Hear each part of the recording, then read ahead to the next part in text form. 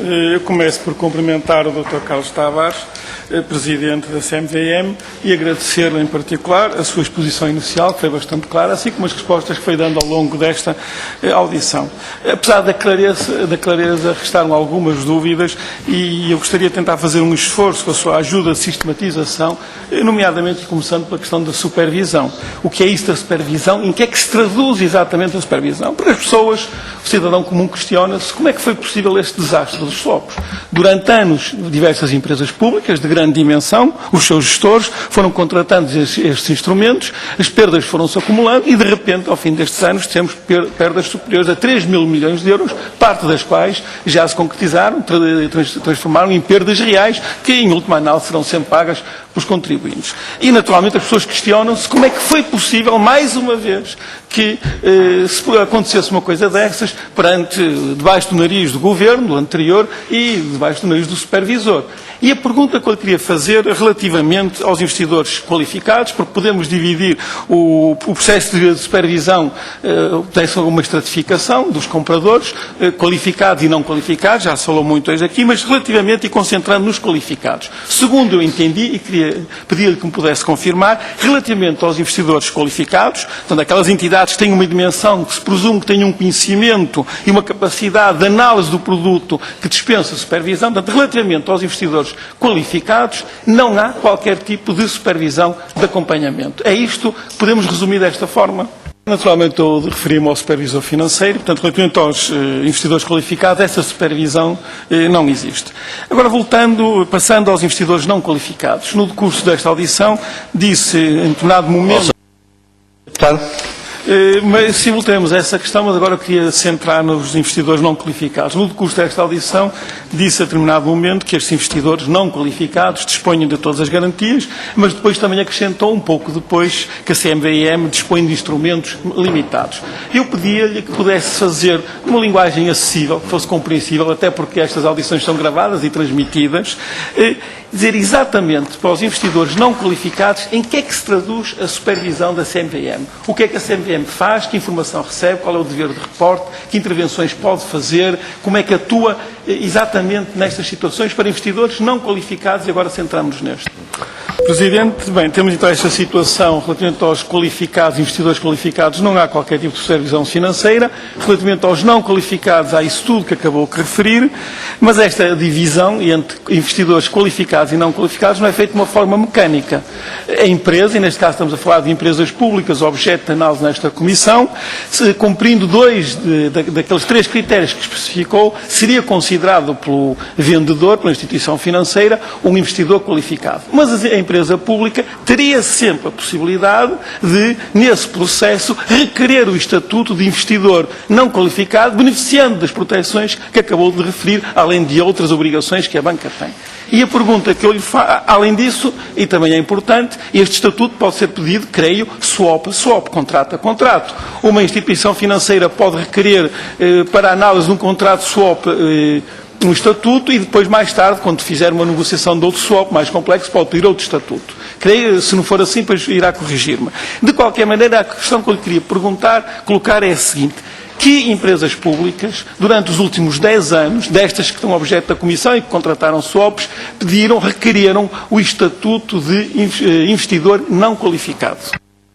Portanto, o que está a dizer é que ao longo destes 10 anos, em que estas empresas públicas contrataram centenas de swaps, desde os simples aos mais complexos, exóticos, tóxicos, especulativos, como quisermos chamar, em nenhum momento requereram esse estatuto de investidor não qualificado, deixando de beneficiar dessa proteção.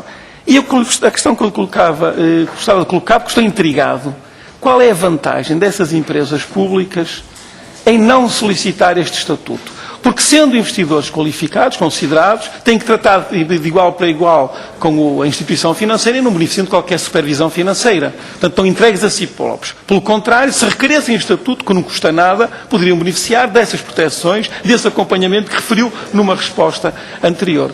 E eu estou intrigado porque não compreendo quais são as vantagens que as empresas públicas tiveram em não pedir, em nenhum caso, o estatuto de investidor não qualificado e não beneficiando desse modo da supervisão e das proteções que referiu. Que implica mais obrigações, mas também maior proteção. E creio que, no caso de ser um investidor não qualificado, e pode-me corrigir se eu estiver errado, a instituição financeira tem a obrigação de assegurar que o swap corresponde às necessidades da empresa. Portanto, não poderá vender qualquer produto, terá que dar essa garantia à empresa e justificar isso, que aquele swap em particular se adapta às necessidades da empresa. E nós temos alguma dificuldade em compreender que as empresas públicas tenham sempre contratado, e os gestores dessas empresas públicas, swaps que se adequavam à necessidade. Por exemplo, há um caso em que, para uma dívida de 37 milhões de euros, foi contratado um swap para proteger relativamente às variações do juro desta dívida, e o valor negativo desse swap já ascendia, no final do ano passado, a 285 milhões. Ou seja, o valor do negativo do swap era 8 vezes superior ao valor da dívida subjacente. E isto, permite uma analogia, é como se eu fosse comprar um carro e depois a seguir fosse fazer um seguro e o seguro custasse 8 vezes o preço do carro. E eu era um comprador inteligentíssimo, qualificadíssimo, porque tinha feito este belíssimo negócio, segurando o carro com um seguro que custou 8 vezes mais que o carro. Portanto, eu pergunto-lhe e insisto nesta questão: ao não pedirem este estatuto de investidor qualificado, não terão desejado estes gestores ficar com as mãos soltas para poderem fazer maquilhagem de contas, contratar swaps que traziam benefícios imediatos, mas à custa de assumir riscos no futuro tremendos, colossais, e há muitos desses riscos contrataram-se, para poder apresentar resultados imediatos melhores à custa de pagamento futuro de quantias muito superiores àquelas que naquela altura estavam a beneficiar? Pergunto-lhe se não partilha desta opinião, ou se tem alguma forma de explicar este comportamento tão estranho, intrigante por parte dos gestores das empresas públicas. Mas a realidade é que a documentação que nos foi entregue e que vamos analisando sugere que não eram efetivamente investidores qualificados e que contrataram produtos que não conheciam, mas teremos a oportunidade ao longo das próximas semanas de analisar caso a caso e analisar estes casos concretos que demonstram que efetivamente não eram investidores qualificados, não percebiam o que estavam a comprar e meteram-se por caminhos que depois se tornaram ruinosos. Mas teremos a oportunidade, não é hoje aqui o momento para analisar esses casos. Outra questão que eu lhe gostava de colocar é sobre as reclamações. A CMVM recebeu alguma reclamação de alguma empresa pública relativamente a um swap que tenha contratado, mesmo aqueles mais incríveis e exóticos que sabemos hoje que foram contratados? Há algum tipo de reclamação? Última pergunta, estou a chegar ao fim do tempo, e eu, relativamente a essas reclamações que não foram feitas, pergunto-lhe se ainda poderão ser feitas, se existe um prazo de reclamação. Coloquei esta pergunta ao governador de Portugal, que não me soube dizer no caso português, no caso inglês falou em 6 anos, se no caso português me pode informar qual é o período em que as empresas públicas poderão ainda apresentar reclamações relativamente aos swaps contratados e o que é que poderão invocar nessas reclamações relativamente a esses swaps, a natureza das reclamações, falta de informação, assimetria na informação, dados que não foram fornecidos, ausência da possibilidade de escolher entre ser investidor qualificado ou não. Portanto, quem me referisse qual é o prazo que elas ainda possuem e qual é a natureza, sobre o que é que pode incidir essa reclamação.